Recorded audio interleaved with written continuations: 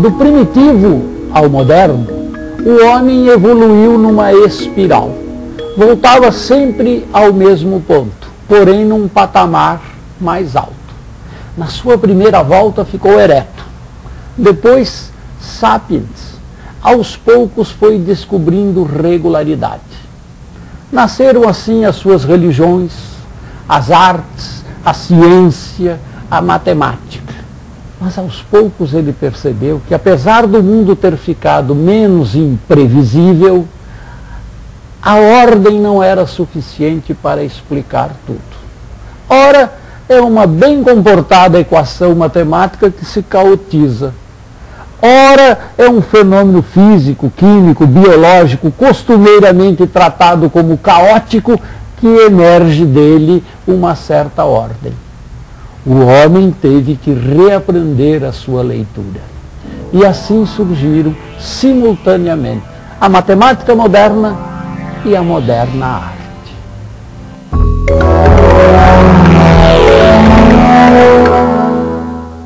No início tudo era escuro, fez-se a luz. Luz onde tudo começa, o universo, o nascimento, a ideia do artista. E você, tem ideia do que se passa na cabeça do artista quando ele está criando?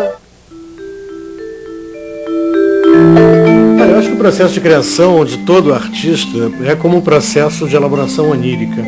É muito fácil a gente saber o seguinte: ninguém sonha o sonho que quer. As tentativas de indução do sonho são fracativas até hoje.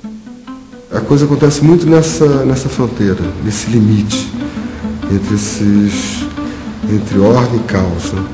Eu acho que, na verdade, é uma espécie de passagem contínua, né, ou de alternância entre esses dois campos. Eu acho que as melhores ideias que a gente tem é quando tem essa vagância, assim, um pouco antes de dormir, um pouco antes de acordar, sei lá, olhando uma parede vazia. Eu acho que o que me interessa, assim, individualmente, em relação à arte, é exatamente esse momento que a ideia passa pela primeira vez na tua cabeça e completamente informe, completamente... né? Nós não fazemos o poema que queremos. Então é preciso colocar à disposição da poesia. Eu acho que a diferença do artista para não artista hoje é só o fato dele se deixar à disposição da poesia, ele se deixar à disposição desse não saber. Tem esse momento, assim, onde tudo se encaixa. Acho que essas coisas já estão na cabeça da gente e esses insights aparecem geralmente quando a gente não o controla. Eu não sei se isso não é exatamente o caos, isso é uma coisa em suspenso, assim. Ele se deixar à disposição desse caos que a linguagem é capaz de produzir. E nessa sese faz parte dessa sese a leitura, a informação, a cultura e, sobretudo, a preguiça.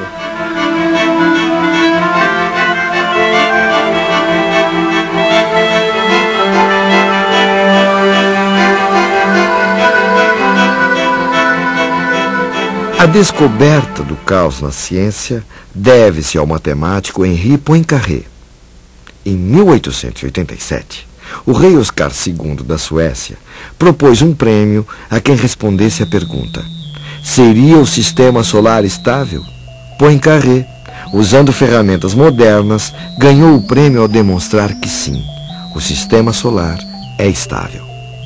Porém, depois de publicado o trabalho, Poincaré notou um erro em seus cálculos. Da maneira como estava, o sistema não seria mais estável. Aquele erro provocava uma pequena modificação na posição dos planetas, que levaria a um outro resultado, caótico. Foi mais ou menos assim que Poincaré descobriu o caos. Uma equação bem simples, como x² menos 1, possui um comportamento regular. Para entender isso, pense em um número entre 0 e 1 e acrescente a equação. Pegue o resultado e coloque novamente na mesma equação, e assim por diante. Esse gráfico demonstra um comportamento regular, periódico. Já outra equação, igualmente simples como 2x² menos 1, pode revelar um comportamento diferente. Observamos algo que parece aleatório. Este outro comportamento não é regular, mas sim caótico. Com Nesse último resultado, a estabilidade demonstrada por Poincaré ia por água abaixo. As leis da física, na maioria dos casos, prevêem como que os sistemas devem evoluir. Então a gente tem uma regra clara que diria como que o sistema evolui no tempo. Se ele está assim hoje, como que ele vai estar no minuto seguinte, na hora seguinte, no dia de amanhã. Então como que é possível que um sistema que tem um comportamento imprevisível, e os sistemas caóticos são aqueles que continuam tendo um comportamento imprevisível, possam ter uma regra por trás? Esses sistemas têm uma particularidade. Se você coloca o sistema numa condição praticamente idêntica, mas não exatamente idêntica do que estava ontem, essa minúscula diferença, praticamente imperceptível a medidas e observações comuns, tem uma influência catastrófica, decisiva no resultado do sistema, no comportamento do sistema. Então, o que acontece? Você tem uma evolução no tempo imprevisível, não porque ele não tem uma regra para evoluir, mas porque você não consegue precisar completamente como que ele está começando a se movimentar. Quer dizer, se eu reproduzo uma experiência aqui, coloco um determinado pêndulo, uma determinada característica aqui, uma borboleta bate as asas lá, a minúscula influência que o vento, causado as modificações nas condições atmosféricas causadas por esse movimento da borboleta, vai acabar tendo um efeito drástico no movimento do meu corpo. Então, como eu não consigo nunca prever todas essas coisas ou incorporar tudo isso no sistema, eu, na verdade, perco a minha capacidade de prever o comportamento do sistema no futuro. Então, são esses tipos de sistemas imprevisíveis que são chamados de caóticos em física. Qualquer dona de casa, ou mesmo um doceiro, conhece muito bem o que é o caos, mesmo sem saber. Para se fazer brigadeiro, por exemplo, é necessário derreter a manteiga sem queimar, misturar com leite condensado, acrescentar o chocolate, mexer sempre até achar o ponto. Assim não ficam sobras na panela, o doce não queima, você consegue enrolar e tudo fica mais gostoso. O caos encontra-se então no momento em que o doce está para grudar na panela, ou quando funde-se, ou ainda quando desanda. Somente um bom doceiro sabe repetir o procedimento para se fazer o doce, mas nem isso garante que ele seja sempre bom. Uma mínima alteração pode dar um resultado bem diferente. Cozinhar também é uma arte e um bom exemplo de caos. Um bom exemplo de artista que reuniu perfeitamente no seu trabalho o caos e a ordem é Hélio Oiticica. Metódico, extremamente organizado, criou no ambiente de ordem no seu ateliê obras que romperam definitivamente com a maneira de fazer arte do seu tempo, os anos 60. Buscou inspiração nas escolas de samba e instaurou a ideia de caos na arte brasileira ao abandonar o quadro e partir para a criação de obras pouco convencionais, onde o espectador era a própria obra de arte. Hélio Oiticica começou pintando quadros como estes, geométricos, geralmente com apenas duas cores. Suas inquietações o levaram à procura do que ele chamou de grande labirinto, ideia poética que serviu como ponto de partida para o abandono do quadro. Oiticica saltou para o espaço e o tempo ao criar tendas, estandartes, bandeiras e capas, obras de arte que só existem a partir do seu uso pelo público, como os parangolés. Foi exatamente desse lugar, o Pátio do MAM, Museu de Arte Moderna aqui no Rio de Janeiro, que na década de 60, Hélio Oiticica chocou o mundo das artes com a apresentação dos seus parangolés. Imaginem vocês que além de criar obras que precisavam ser literalmente vestidas pelo espectador, ele ainda trouxe um acompanhamento pouco usual para uma exposição de arte. Uma bateria da Estação Primeira de Mangueira, escola de samba aqui do Rio de Janeiro. E para que as obras se realizassem por inteiro, o espectador deveria vesti-la e ainda dançar ao som da música. Com isso, Hélio Oiticica trouxe o caos para dentro dos museus.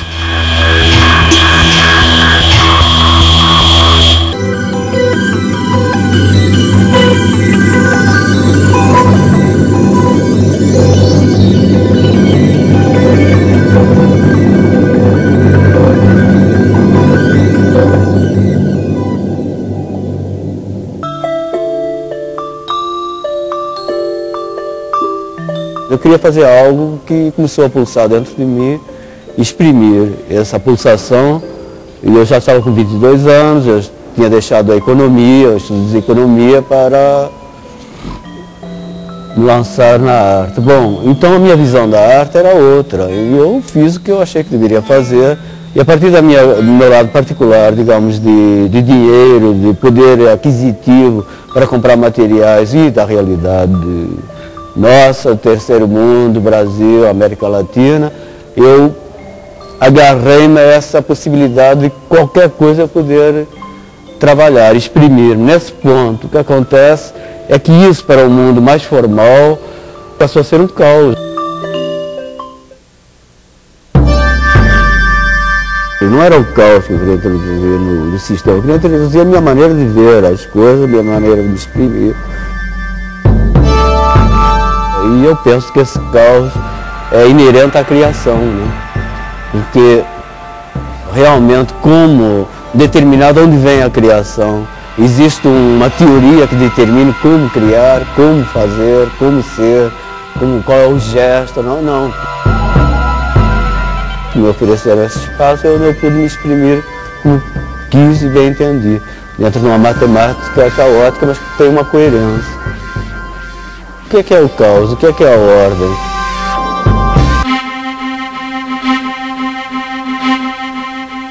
Olhando para estes quadros, podemos ter a impressão de estar diante de uma representação caótica.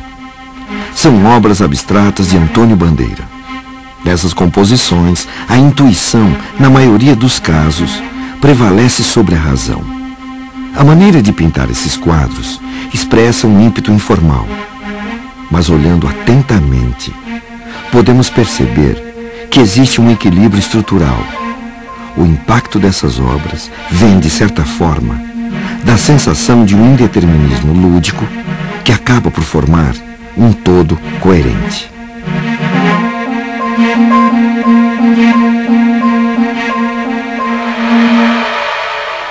Esse movimento artístico ficou conhecido como abstracionismo. Era uma das novas formas de expressão do modernismo e tinha duas principais ramificações. O abstracionismo geométrico, diretamente ligado à razão matemática, e o abstracionismo informal, em que o artista parte de sua expressão sensível e intuitiva.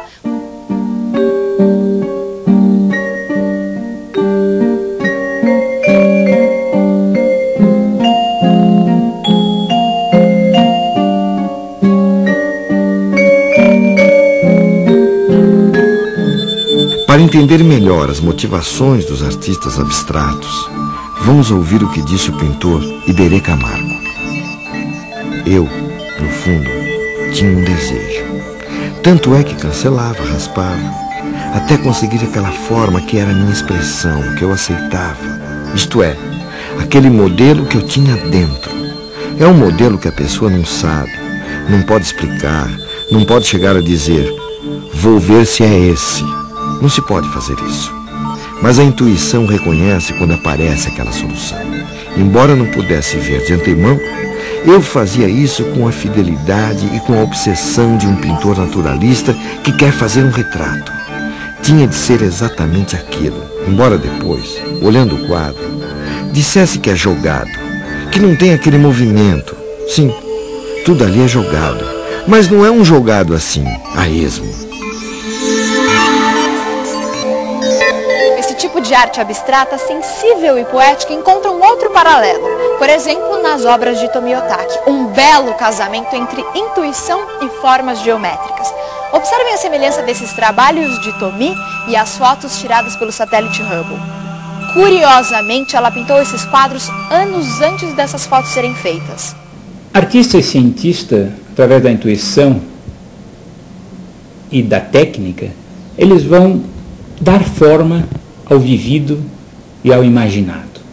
Então nós temos um processo que vai desde o sem forma até a forma final fixada nesse objeto de arte ou nessa teoria científica. Essas imagens que se parecem são da natureza e da nossa imaginação. Todas elas impressas desde tempos imemoriais na história da espécie, na história cultural, social. De uma maneira geral, dizemos que são semelhantes por quê? Porque houve uma interação entre a proposta do artista e a nossa vida, a nossa experiência de vida. É isso que nós chamamos semelhança, é isso que nós sentimos quando estamos vendo essas duas imagens apresentadas. Portanto, quando nós observamos o quadro e as fotos do Hubble, nós estamos trazendo todo esse patrimônio cultural e da espécie nessa interpretação.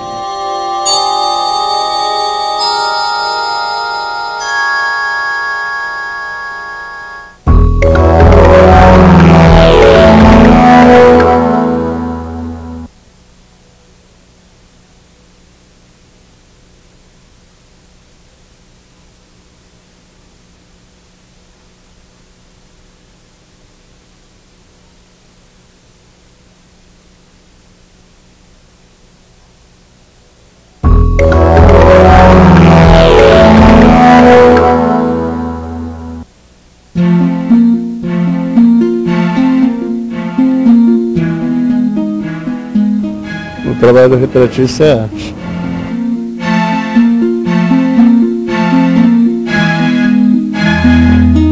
Desde o momento que ele transporta um traço no papel que define uma pessoa, ou um objeto, ou uma obra, isso é uma arte.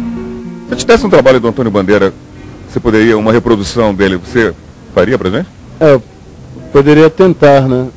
É complicado porque eu vou passar o que eu sinto, não o que está na tela realmente, né? Mas posso tentar. O problema do abstracionismo é que ele transmite através da cor, da luz, das sombras. Cada pessoa que vê, ela percebe uma coisa diferente, né? É uma interpretação da abstração dele, né? O que torna essas pinturas tão diferentes? O que faz com que uma obra de arte pareça ter mais força que outra? Comparando essas duas obras, notamos que em ambas as formas e cores foram criadas livre e espontaneamente. Mas toda obra de arte expressa as realidades interiores e visões particulares de quem as criou.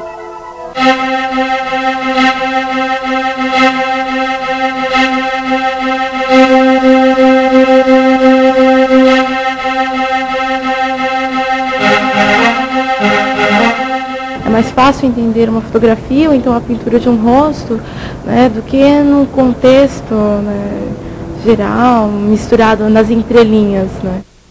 O público ainda aceita mais a arte figurativa, por quê? Porque ela facilita a associação, né? Ou seja, você olha para a figura de uma pessoa, você sabe que é uma pessoa.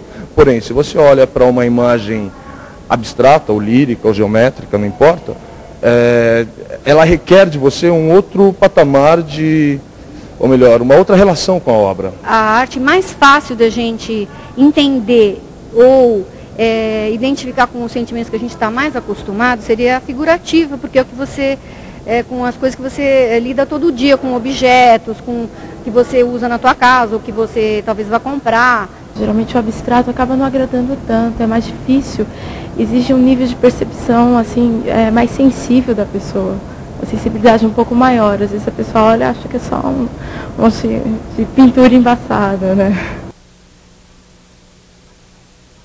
A preferência do gosto pelas obras figurativas e realistas é bastante natural. Todo mundo gosta de ver em quadros aquilo que é agradável ver na natureza. Além disso, artistas como Michelangelo contribuíram para formar o gosto dos admiradores das artes nesse sentido.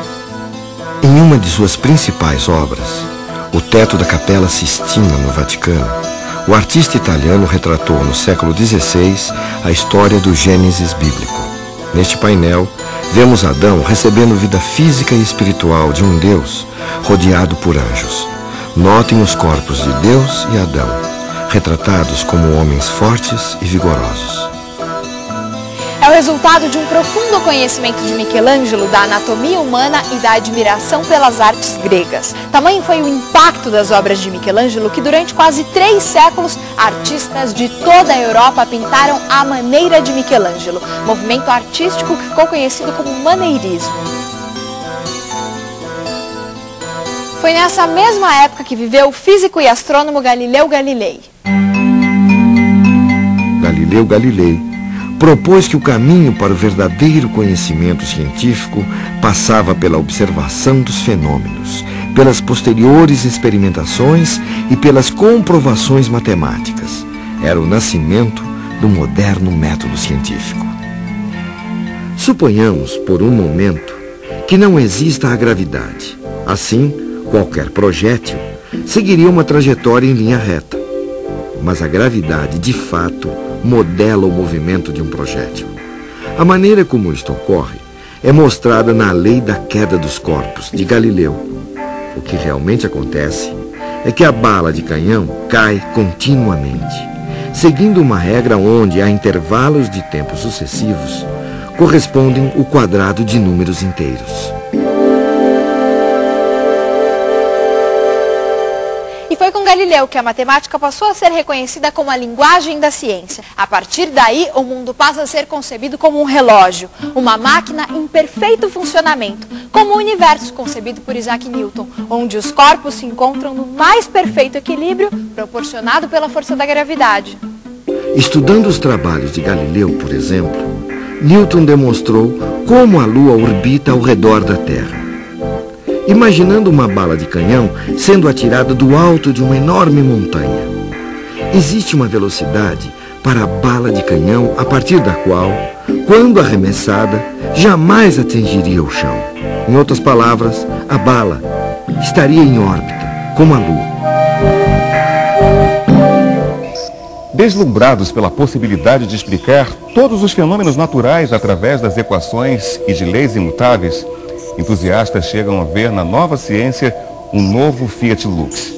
William Blake, poeta e pintor, critica essa postura dos novos cientistas ao retratar Newton como um titã que busca a verdade das coisas na matemática, mas que é incapaz de olhar o mundo ao seu redor, que se mostra frio e nada luminoso como este céu. Mas descobertas da física do início do século XX mostraram que as ferramentas usadas por Newton e Galileu não eram suficientes e lançaram uma nova luz ao mundo do pensamento. Veja só o que disse o físico alemão Werner Heisenberg em 1958. Os cientistas estavam diante de um novo quadro, onde as respostas encontradas não se encaixavam às perguntas habituais. Ao invés de buscar novas respostas, era preciso encontrar novas perguntas. Os físicos aprenderam a fazer as perguntas corretas. E fazer a pergunta certa é, frequentemente, mais do que a metade do caminho que conduz à solução do problema. O universo do átomo, por exemplo, ao contrário do sistema solar, não funciona como um relógio. É um mundo em constantes mudanças e repleto de incertezas. Por exemplo, numa explosão de uma bomba atômica, existem átomos que se desintegram como o átomo de urânio. Existem regras definidas para o que vem depois da desintegração. Mas ninguém é capaz de prever quando e qual átomo se desintegrará primeiro, iniciando uma reação em cadeia. É nesse exato instante que surge o caos. Albert Einstein, apesar de ser o criador da teoria da relatividade, que possibilitou o nascimento da nova física do século XX, ainda acreditava, à maneira de Newton, em um mundo ordenado. Einstein evitou comentar as novas teorias que surgiram em sua época e lançou inconformado a célebre frase: Deus não joga dados. Da mesma maneira que o abstracionismo representou um rompimento com os padrões existentes na arte, na matemática, as novas teorias lançaram uma nova forma de ver o mundo. Uma das mais importantes teorias matemáticas que tratam desse novo mundo é a teoria do caos. O interesse permanente pelas formas geométricas e pelos problemas espaciais que o mundo das artes revelou no século XX é o ponto culminante de uma aproximação entre arte e matemática que se aprofundou desde a época do Renascimento.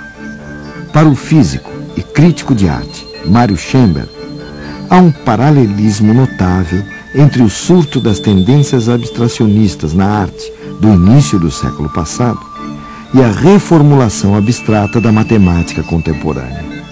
O emprego de estruturas probabilísticas e efeitos do acaso são, desde então, características fundamentais da arte e ciência.